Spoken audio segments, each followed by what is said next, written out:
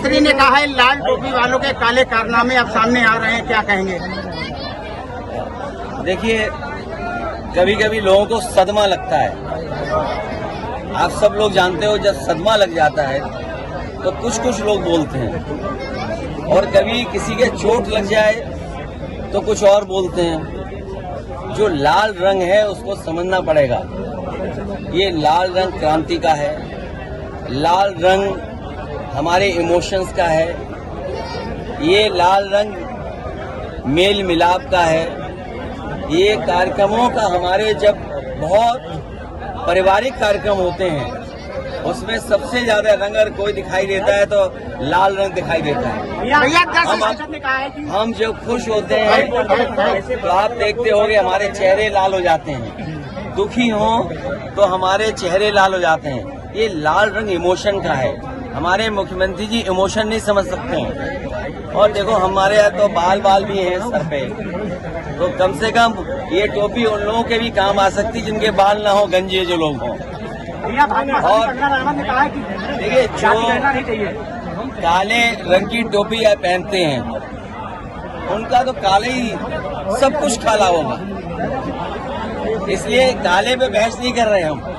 हमारा लाल रंग मेल मिलाप का है, अगर खुशी का है, त्योहारों का है। हमारी देवियों के जितने कार्यक्रम संपन्न होते हैं, दुर्गा माँ का लाल रंग, हमारे पारिवारिक कार्यक्रम होते हैं, लाल रंग सबसे ज्यादा इस्तेमाल होता है। आखिरकार नाराजगी क्या है? इसीलिए मैंने कहा ये जो हार का सदमा है, जो हार की वजह से सदमे से नहीं उभर पा रहे हैं, इसलिए उन्हें हर जगह लाल रंग दिखाई दे रहा है। भैया, कई स्टेशनों के नाम जो है वो चेंज किए गए हैं, उसमें आपका भी ट्वीट सामने आया है। आज अस्पतालों की हालत क्या है? आज अस्पतालों की हालत क्या है? जो अस्पताल बनाए गए थे समाजवादी सरकार में, वो भी अस्पताल नहीं चला पा रहे। स्कूल की व्यवस्था ठप हो गई, बच्चों को जो फल मिलते थे वो नहीं मिल पा रहे हैं, खाना जो स्वादिष्ट मिलना चाहिए वो नहीं मिल पा रहा है, ड्रेस नहीं, कपड़े नहीं, उनके पास पढ़ाई के लिए कोई इंतजाम नहीं। और जो महंगाई बढ़ गई है, इन्हें लाल रंग याद आ रहा है, लेकिन जो महंगाई बढ़ गई उसका याद नहीं आ रहा है इनको। जो बेरोजगारी फैली उसके बारे में नहीं बोलेंगे। तो ये तमाम सवाल हैं जिन सवालों का सरकार के पास जवाब नहीं। मनोज के लोग क्यों भूल जाते हो? इसी जिले में एक बेटी को बताओ पिता क्या चाहता था। इसी जिले में क्या एक बेटी को नहीं लटका दिया गया, जान नहीं चली गई उसकी? कोई चर्चा कर रहा है उसके बारे में? और बगल का जिला है, दो लोगों की जान गई कि हत्या की गई कि आत्महत्या कर ली। सरकार के पास क्या जवाब है? सरकार के पास कोई जवाब हो तो बताए सरकार। और यहाँ पर इसी जिले में क्या बेटी को एक फांसी पर नहीं लटका दिया गया? उसके परिवार वाले क्या संतुष्ट हैं उससे, जांच से? और केवल यही नहीं, 2 जिले नहीं, पूरे उत्तर प्रदेश में देख लो, हर दिन घटना हो रही है बेटी के ऊपर। छोटी छोटी बालिकाएं हैं, उनके साथ घटनाएं हो रही हैं। सरकार क्या कर रही है आखिरकार? सरकार इसीलिए जानबूझ करके इधर उधर वाली बात कर रही है क्योंकि वो सरकार की जिम्मेदारी है कि सुरक्षित हमारी माताएं बहनें रहें। कोई दिन नहीं जा रहा जिस दिन चेन स्नैचिंग नहीं हो रही हो। सीसीटीवी में हम लोग देख रहे हैं, लगातार वो घटनाएं मिल रही हैं, सूचनाएं मिल रही हैं। आप देखिए, पूरे उत्तर प्रदेश में जो हमारे व्यापारी हैं उनके यहाँ लूट हो रही। सुल्तानपुर में करोड़ों रुपए की लूट हो गई। सरकार क्या सो रही थी? सोचिए, दिन दहाड़े लूट हो गई। सीसीटीवी में कैद है, हर कैमरे पे चल रहा है, हर न्यूज चैनल पे चल रहा है। और उसके बाद ऐसा ही नहीं कि घटना और नहीं हुई है उत्तर प्रदेश में, और जिलों से भी खबरें आ रही हैं कि जहां पर घटना इस तरह की लूट की हुई है। तो सरकार क्या सो रही है? क्या कर रही सरकार?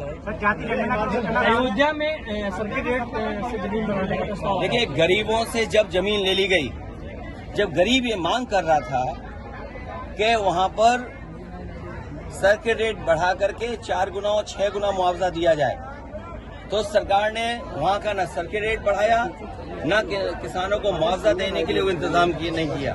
और जब बड़े लोगों ने, कारोबारियों ने और खासकर बीजेपी के लोगों ने जमीन ले ली, बीजेपी के लोगों को मुनाफा मिले, वो ज्यादा पैसा कमाएं, गरीब जो जानकार नहीं था, उसको जानकारी नहीं थी, वो सस्ते में जमीन बेच गया, सस्ते में ले ली। और अब जब जमीनें बीजेपी के लोगों के पास पहुंच गई, बड़े कारोबारियों के पास जमीन पहुंच गई, तो सर्किट रेट बढ़ाया जा रहा जिससे उन्हें मुनाफा ज्यादा हो। हम लोगों की ये मांग थी कि किसानों से जमीन ली जाए तो सर्किट रेट बढ़ा करके ली जाए, तब सरकार ने सर्किट रेट नहीं बढ़ाया।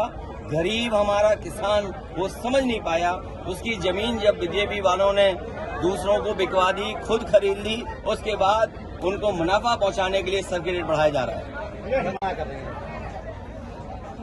मैं इस पे कुछ नहीं कहूँगा, इसमें बीजेपी के लोग अपनी सफाई दें। और याद रखना, बीजेपी वाले कई बार रणनीति अपनाते हैं कि अपने लोगों से कुछ ऐसी बात कहलवाते हैं। भैया पैगंबर इस्लाम भी लाने की मांग की गई है कि हजरत मोहम्मद का। मैं आपसे कह रहा हूं कि किसी भी तरह का धार्मिक, किसी भी धर्म का अपमान नहीं होना चाहिए। हमारे मुख्यमंत्री को नहीं देखा, बांग्लादेश में चिंतित हैं, देश के प्रधानमंत्री को चिंतित होना चाहिए। और जब देश की सरकार ये कहती है कि पॉलिटिकल पार्टीज जवाब न दे जनता में, अपने विचार न रखें, क्योंकि ये सरकार के जिम्मेदारी बनती है, वो लिहाज विपक्ष के लोग कर रहे हैं, लेकिन ये लिहाज भारतीय जनता पार्टी के लोग नहीं कर रहे हैं। सरकार इनकी, प्रधानमंत्री इनका, विदेश मंत्री इनका, तो किसने रोका है कि सुरक्षित न लोग रहें? जिम्मेदारी किसकी? और विपक्ष को कहा जाता है कि फॉरेन मैटर्स पे आप कुछ बोल नहीं सकते। हिमाचल प्रदेश में प्रधानमंत्री और महात्मा ने जो सैलरी लेना बंद कर दी है, राहुल गांधी का जो छोटा कट फार्मूला था, तो अब तो सैलरी लेना बंद कर दी भाई। जीएमडी नीचे, चलिए, पत्रकार साथियों का भी बहुत धन्यवाद।